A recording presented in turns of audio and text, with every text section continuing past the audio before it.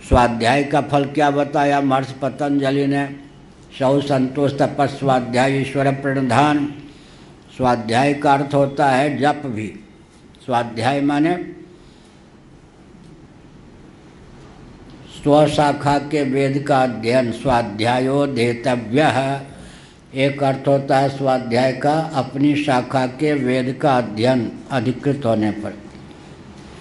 दूसरा होता है स्व अध्याय, आत्म तत्व क्या निरूपण जिन ग्रंथों में है उनका विधिवत अध्ययन। तीसरा अर्थ होता है आत्मानुसंधान स्वाध्याय का। चौथा अर्थ होता है जप। तो स्वाध्याय का फल योग दर्शन में पतंजलि महर्षि ने क्या बताया? इष्ट देवता का साक्षात्कार। यह इष्ट देवता का साक्षात्कार इष्ट देव रूपता की प्राप्ति अंतिम फल है। इष्ट देव का साक्षात्कार। तो देव सामुख्य जो है उसमें हेतु क्या है? जप। मंत्र जप करते करते जो मंत्र के देवता हैं उसके हम सम्मुख हो जाएंगे या नहीं जापक? मंत्र क्या करेगा जी? मंत्र जापक को अपने अर्थ के नज़दीक करता जाएगा या नहीं? क्या बोलो भृगु जी?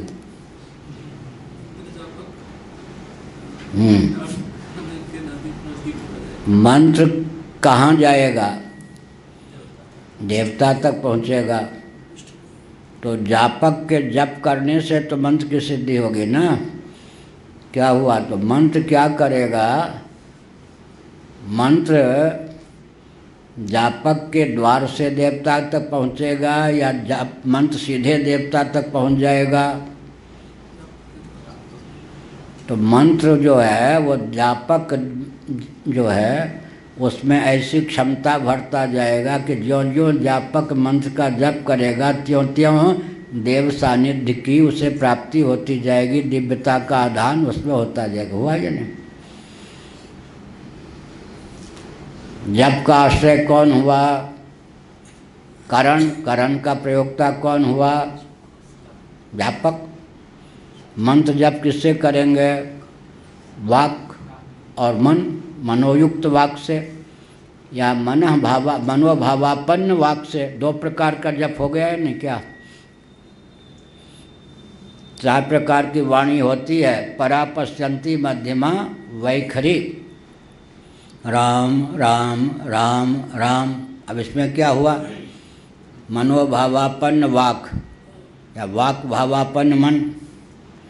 वाक की प्रधानता हो गई, मन है पीछे। वाक भावापन्न मन में तादात्म्यपन्न कौन हो गया? जीव। तो जीव का स्थान वाक मन दोनों से ऊपर हुआ या नीचे? नबी बताएं। मन तो करण हुआ ना जापक का, और मनोयुक्त हुई वाक इंद्री, तब तो जप होगा ना, उच्चारण। राम राम राम या ऐसे देख राम राम राम। दूसरा न सुने अपने सुन लें। उपाम शुद्ध। मध्यमा, जब मध्यमा में जब पहुंच जाएगा तब मनोभावापन्न वाक। इधर क्या है? वैखरी में वाग भावापन्न मन। वाग भावापन्न मन वैखरी वाणी, मनोभावापन्न वाक मध्यमा वाणी। लेकिन मन करण किसका होगा? जीव का है ना। जीव तो क्या होगा? करण का संचालक नियामक।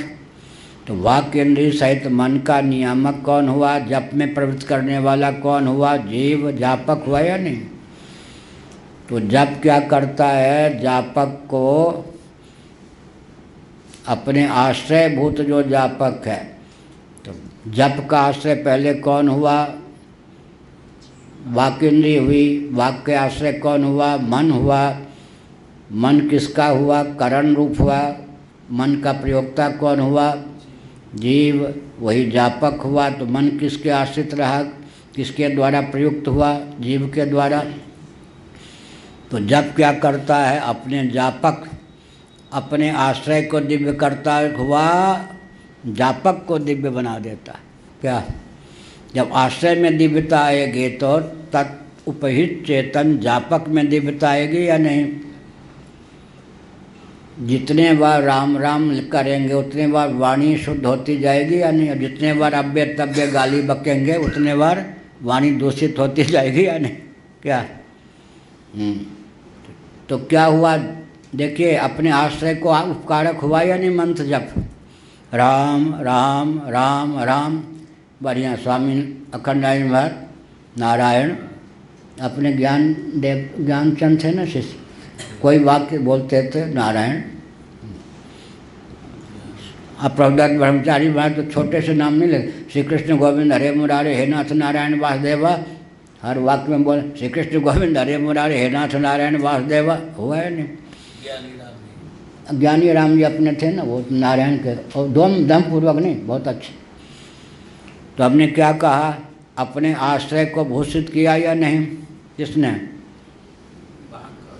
राम। जिसने सुन लिया राम का नाम, श्रोता के भी कान को पवित्र किया या नहीं?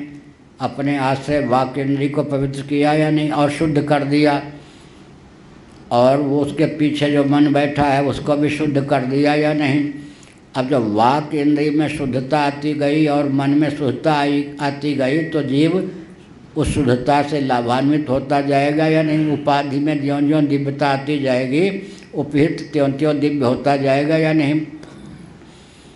और जब गाली बकने का स्वभाव है तब वाणी में अशुद्धता, वाक्येंद्री में, मन में, और गाली देने वाले में भी नरक जाने की स्थिति हो जाएगी। सब उपकारक हुआ है ना। तो वाक्येंद्री जो है उसका अर्थ कौन है? प्रणवो धनु ब्रह्मतलक्ष्य मुच्यते। वही तो प्रणव के मुख्य देवता कौन है? ब्रह्म। प्रणवो धनु सरोहि आत्मा ब्रह्मतलक्ष्य मुच्यते। लेकिन सरोहि आत्मा जापक कौन हुआ? यहाँ ये वो ऊंची बात है। धनुष की पहुँच होती लक्ष्य तक या तीर की, बाण की?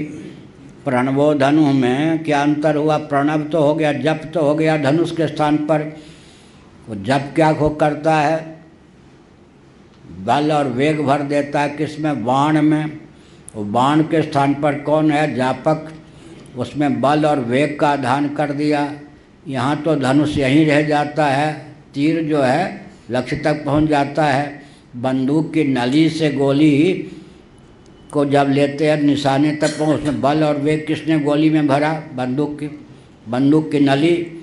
ऐसे ही जो चाप और बाण, तो बाण जो है चाप ने क्या किया, धनुष ने क्या किया? बाण में बल और वेग भरा। यहाँ बाण के स्थान पर कौन है? जीवात्मा। लेकिन अंतर क्या हुआ? यहाँ हाथ में किसके रह गया? धनुष जो है किसके हाथ में रहता है? प्रयोक्ता जो बाण को चलाने वाला है।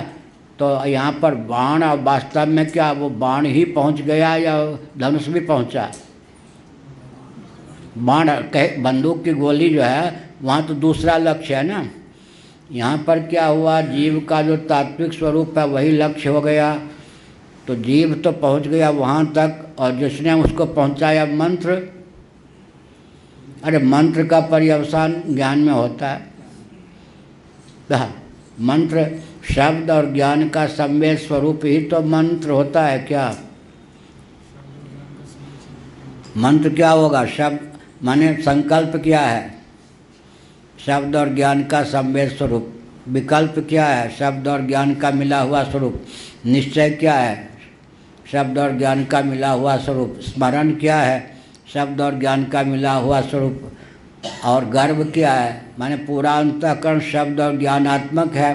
तो मंत्र भी शब्द ही विशेष है या नहीं? और ज्ञानात्मक है। शब्द शांत, तो शब्द ज्ञान, ज्ञान स्वरूप आत्म तत्व है। इसका मतलब है जो जप की स्थिति हो गति होगी वही जापक की गति होगी, और अंत में वही जप जिसके द्वारा होता है इंद्रिय सहित मन, बाकी इंद्रिय सहित मन, उसकी भी अंत में वही गति होगी। माने ज्यों ज्यों जप करेंगे त्यों तो वाक्य इंद्रिय और मन में शुद्धि आती जाएगी, त्यों त्यों जीवात्मा उससे उपहित भी मानो दिव्य होता जाएगा। इस प्रकार से अंत में सब जो कैवल मोक्ष होना होगा, तब वाक की जो गति होती है वही मन की भी गति होती है, वही जीव की भी गति होती है, सबकी ब्रह्म भावापत्ति होगी।